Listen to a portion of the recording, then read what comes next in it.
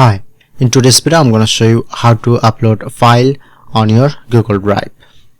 So simply at first open your Google Drive, or at first open your Chrome browser, press on to open Drive. So I'm open my Google Drive, then you get this interface. At first time create a new folder, press on to new folder.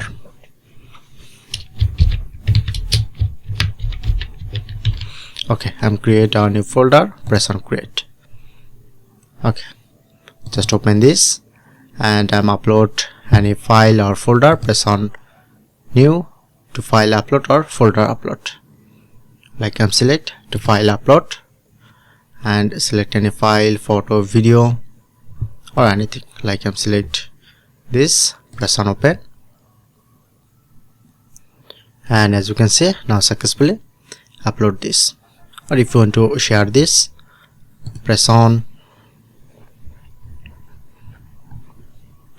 to restart, or anyone with the link, copy link, press on done, and when I'm use to another account, press on enter and successfully open this. So that's it.